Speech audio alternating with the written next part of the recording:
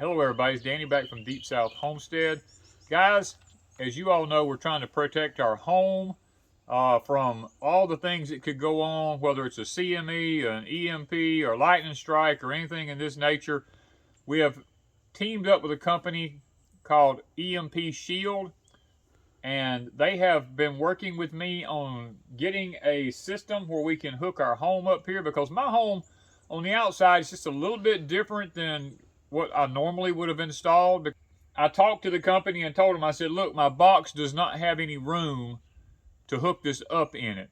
So after talking with the company and then looking around, we came up with an option here for the breaker space, because what it was, I did not have the breaker space in my box. So I looked around and finally I found a particular style breaker, which is this one right here. It installs two 20 amp breakers in one spot. And when I done that, what it done was it took two breaker spaces like these right here. It took two breaker spaces and turned them into one breaker space in the box here. Now when I done that, it freed up the space right beside it here. And that, my friends, is where we needed to be able to hook in the EMP Shield. Now to hook that in, we needed two separate 120 amp breakers. And the reason we have to have two of them is because in our box here, we have two lines coming in. We have line 1 and line 2. And as they go down through the box here, it's like A, B, A, B, A, B, all the way down through here. And I needed to be able to get a breaker on this line and a breaker on this line in order to be able to make it function properly. And by taking one of the breaker spaces out, I was able to do that. Now, I went down through here with my wires, and I did not cut my wires off. I left them the length they are and just kind of wound them up in here a little bit, because I never know in the future if I'm going to take this thing off. Now, if they come up with a newer design or something like that, and I need to take this one off and move it to another location, I'll be able to. But what I done was I came outside the box here with the electrical conduit here, and I ran it up into, because it fits perfectly into the bottom of the box. This is a 3/4 inch. Now you can glue it if you want to, but really it's not necessary, because these boxes are designed to be up to 15, they've done a test up to 15 feet deep in the water, so they're waterproof. You don't really have to worry about them. And you have a line 1 and a line 2 light right here, and that's daylight and you can't really see them well, but they're on. It lets you know that both lines in your box are working, or if you have a faulty breaker, or if there's something wrong here. This is kind of like an insurance policy right here. It just lets you know that both of these are on. Now this particular style box is designed where you can put screws in. It has ears on it. You can put 4 screws in it. And I wasn't able to, I get an extension to put the other one in there. But that allows me to be able to bolt this box to the wood on the outside of my home here to make it very stationary. Now, to be perfectly honest with you, I'm not overly worried about an EMP because of what I know and how they work and the new technology that's out.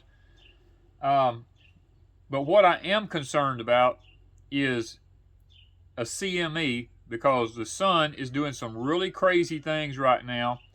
And based on what happened during the Carrington event, how all the lines heated up and actually caught on fire and actually burnt a lot of poles and stuff like that, if a CME was to happen, what I'm understanding is these wires could heat up in this box right here, and it could set my house on fire. So with this being on here, it should stop anything like that from coming in here, because this is going to trip my main breaker. As far as what I understand about it, it's not going to allow anything to go into the house to be able to be a problem. It's also a lightning arrestor. Should lightning strike, this thing is going to sacrifice itself to protect our home. Now with this, they have a insurance policy. It's a standalone insurance policy that goes with this for an X number of dollars. It's a pretty high amount. I mean, you can go on the site and check it out. I'm not going to get into the the specs of their company or anything like that. But when you go to order one, you can look. They have an insurance policy. It's a standalone insurance policy should anything in your home get damaged. You don't have to wait for your insurance to pay before this kicks in to cover any damage. And yes, if lightning strikes a house, you will have to purchase another one of these because it will sacrifice itself. But guys, I'm going to tell you something. I have spent in the history of my home here thousands upon thousands of dollars having stuff redone in here because of lightning. To me, what this thing cost me is nothing compared to what I've had to replace in my home.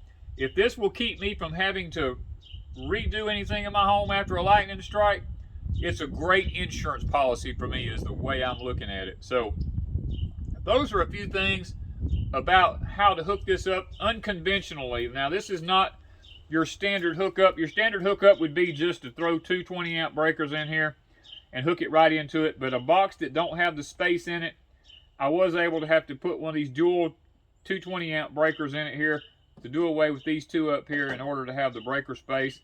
After talking to the company, they told me they did not have a video out anywhere showing actually doing anything like this. So we kind of come up with this idea about being able to protect my home. But now that's not all. I have a generator that can run my whole home. Right now it's over at my cabin and we have just EMP proofed it, and we're going to go over and take a look at what I've done to the generator. Okay guys, we're over here at the cabin. This is our generator that we use. It's a whole house generator. It is a dual fuel generator. It runs off of gas or propane. Right now we have it set up over here to run our cabin because we do need it over here when we, when we cook on the hot plates inside or anything like that, because the cabin is off grid, or if Wanda decides she wants to do some vacuuming or anything like that, we come out here, we can crank it up and we can use it to do that with. So guys, this is a 12 volt EMP Shield here. It's mounted on the side of it. You see the little lights on right here. It's on now because it's on all the time. I zip tied my wires around it. I came down, and right behind this 50 amp plug right here is where the main ground rod hooks up to it. So I have the green wire on the EMP Shield hooked up to the main ground rod going back to the ground out there. And behind the panel here is this little battery that runs this thing. We have the black wire hooked to the negative, and we have the red wire hooked to the positive. Now the red wire has a fuse in it also. Should there be any kind of circuitry problem or anything like that, it'll blow the fuse before it'll do any damage. Guys, because this generator is all electronic, I mean, it's got a brain system in it and everything. It just totally does everything. I just punch a button and it cranks itself. If it don't crank, it stops. It recranks itself. I don't even have to touch it. I mean, it just does all this stuff on its own. And I wanted to make sure that it was protected, and after talking to EMP Shield Company with the reps and stuff like that, they actually pulled this particular generator up on their screen, looked at all the specs on it and everything, and then they mailed me the EMP protector for it that I needed for this particular generator. And when I talked to them, I told them, I said, look, our YouTube channel, now we have several people that may have different styles. They may have the Generac, they may have the ones that's, that's mounted to run the house with the transfer switch boxes and all that. I said, how will they know which one to get? And basically what the company told me was, have them call us and we'll walk through the specs with them and we'll make sure that we get the right EMP Shield protector to them. They said the last thing we want to do is sell somebody one that is not made for what they need. So guys, that's the bottom line. If you have an external generator like this that runs your home, or an off-grid cabin like I've got, and it's electronic, then you need to call them to work out the details on the right EMP Shield. But now let me say this, after talking to them, if you have the old style generator that's just an old pull crank cord on it, you're probably okay according to what they told me. You probably don't need a protector for it, but you have to understand, if it's not a pure sine wave and you go to use it to try to run your house or these new refrigerators and stuff like that, it's not designed for that, because these are designed to work on a smooth sine wave to run it with. Now, the reason we hooked this one up over here, I technically have another generator that I was going to use at the cabin over here and just keep this one at the house. But after I built the cabin, I put LED systems in it throughout it everywhere because it's 12 volt and 110. Now, I didn't want to use a lot of electricity with the 12 volt system. And I come out and plugged my old generator up and cranked it on. And guys, it looked like a horror show in there, because the old generator is not pure sine wave. It works off of surges and impulses. And the whole house was just like the lights were flickering and going off like a horror show. And I had to actually take that generator out and keep it for the barn and for running tools around here and everything. And I had to invest in one that is designed to be a pure sine wave for running things like if I need to run a computer or laptops or anything like this, guys. LED lights, anything like that. They need that steady sine wave of electricity going and not that surging that the old ones give. So that's just a little bit I thought I'd throw in there, what I learned through this journey with the off-grid cabin here. So, guys, I hope that that today you have taken into consideration some of the things I've talked about. Now, I'm not trying to sell these to you. I'm not trying to tell you you've got to buy one of these.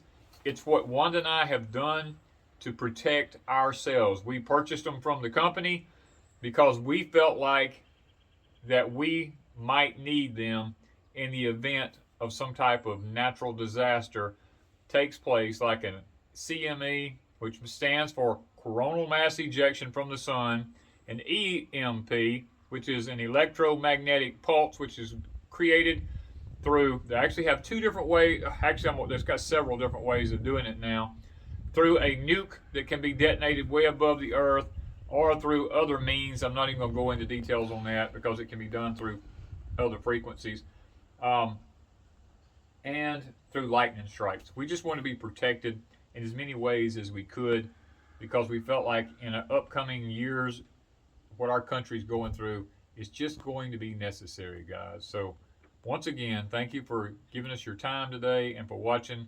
We appreciate you so much. Thank you from Deep South Homestead.